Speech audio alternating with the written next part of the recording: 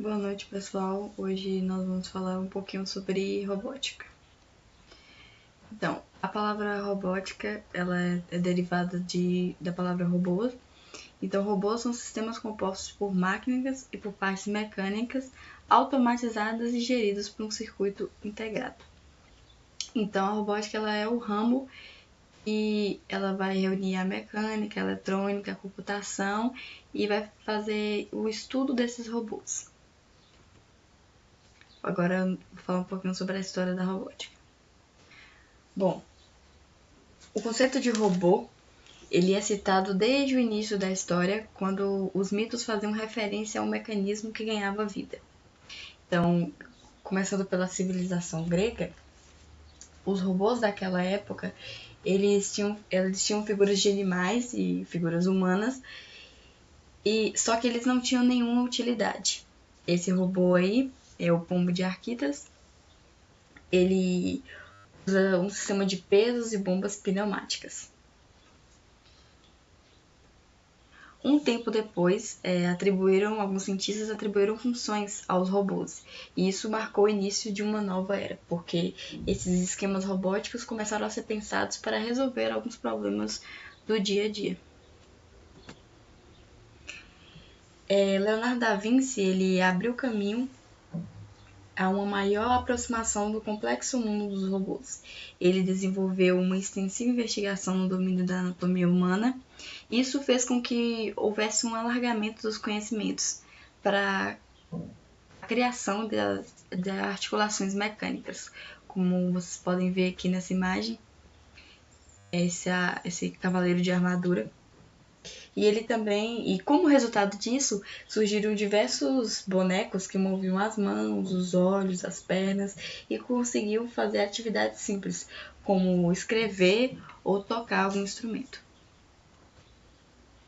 No século XVIII, aconteceu a Revolução Industrial, né?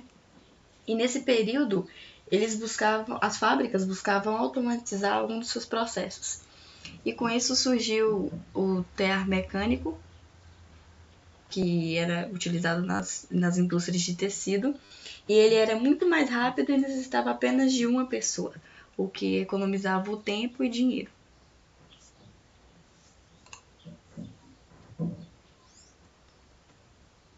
Bom, em 1942, a palavra robótica ela foi enunciada pela primeira vez pelo escritor Isaac Asimov e também na sua pequena história intitulada Runaround. Ele também desenvolveu um compilado de pequenas histórias em 1950. E em 1950, né, ele publicou essas histórias e ele criou 3 leis. A primeira lei é que o robô ele não podia ferir o humano e nem por omissão, nem permitir que algum humano sofresse algum mal. A segunda lei era que um robô ele deveria obedecer às ordens que era lhe dada, só que ele não podia vir de contra a primeira lei. E a terceira lei, um robô deve proteger a sua própria existência desde que tal proteção não entre em conflito com a primeira e a segunda lei. E um tempo depois, ele criou a Lei Zero, que dizia que um robô ele não pode fazer mal à humanidade e nem por intenção permitir que sofra algum mal. Hoje em dia, essas leis elas são vistas na perspectiva ficcional, porque não estamos sofrendo uma ameaça robô nem nada do tipo. E atualmente eu coloquei alguns exemplos de alguns robôs na atualidade. Tem o robô Cog, que também é conhecido como um robô de 4 sentidos. Esse robô ele não foi criado com nenhum intuito de resolver nenhum problema. Ele foi criado pelos cientistas do MIT, do Laboratório de Inteligência Artificial, e ele foi criado para aprender, como se fosse um bebê. E segundo os cientistas, daqui 10 anos ele vai ter a capacidade cognitiva de um bebê de 6 meses. Outro exemplo é os helicópteros de uso militar, que ele pode tanto mapear uma área ou até detectar objetos e pessoas, e pode fazer esse mapeamento. O segundo é o Lunar Rover, que ele é movido a bateria, tem 4 rodas e é usado em missões espaciais. Ele foi usado para para explorar o espaço da Lua. E por último, tem esses robôs mascote da Sony. O nome dele é Aibo, ele tem 30 centímetros e tem a capacidade de movimentar os olhos para expressar emoções. Bom, dito isso, eu vou começar a falar um pouquinho dos tipos de bases de robô. Primeiro tem essa base móvel, esse exemplo aí é o IRB-140 ABB. A base móvel, pelo nome, a gente já deduz, que é fixo em local, ele possui articulações, é muito usado em indústrias. E tem o robô base móvel, por exemplo, o Pioneer, o P3DX, ele tem a capacidade de locomoção e por isso ele é chamado de robô móvel. E tem um misto que são os humanoides. Certo, agora os componentes de um robô autônomo. Ele tem 3 componentes. Primeiro, a mobilidade e articulações, que é a partir dos motores e atuadores, é o que vai fazer o robô andar, o robô percorrer algum circuito. Tem a percepção, que é feita através de sensores, sensor de visão, sensor de distância, sensor de movimento. E a decisão e inteligência, que é feita através dos processadores, que é o algoritmo que ele vai executar. Certo, agora eu vou falar um pouquinho mais aprofundadamente sobre esses 3 componentes. Sobre os atuadores. Atuadores é tudo aquilo que permite o robô a capacidade de se locomover. Pode ser rodas, patas, pernas, esteiras, propulsores. E eles dotam a capacidade de produzir ações, deslocar, manipular. Atuadores são nada menos, nada mais que sensores, e ele opera em partes móveis, como juntas, pistões, e controla o deslocamento dos robôs móveis. Aí está um exemplo de alguns atuadores. Os sensores. O que um sensor faz? Eles transformam a energia medida em outro formato de apresentação mais simples para utilização. Tem robôs de som, de luz. E tem 2 tipos de sensores. Tem os sensores ativos, que eles emitem e mensuram um retorno.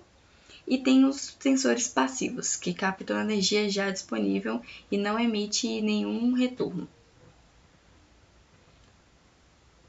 Aqui tem alguns tipos de sensores, sensor de pressão, de som, proximidade, temperatura, certo? Aí, dito isso sobre os componentes, agora eu vou falar um pouco sobre o ciclo operacional de um robô. Esse ciclo ele tem 3 fases. A primeira fase é a percepção, através dos sensores.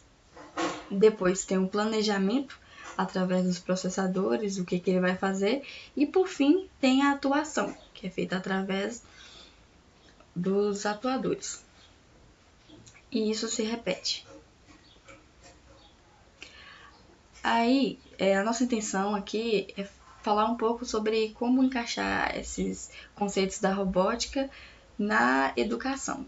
E aí surge o termo robótica educacional, que nada mais é que uma metodologia de cujo objetivo é instigar o aluno a construir os próprios conhecimentos a partir da realização de alguma ação concreta. Na robótica educacional, deixa o aluno, ele é posto como centro principal e é ele que vai ter que, a partir da sua criatividade, arrumar um jeito de resolver os problemas. Isso faz com que os alunos fiquem mais criativos, mais autossuficientes. E para trabalhar a robótica educacional, a gente vai usar a ferramenta que é o VREP. O VREP ele tem a versão Pro e a versão Edu, todas as duas são gratuitas. Nesse primeiro link é o link para baixar a ferramenta.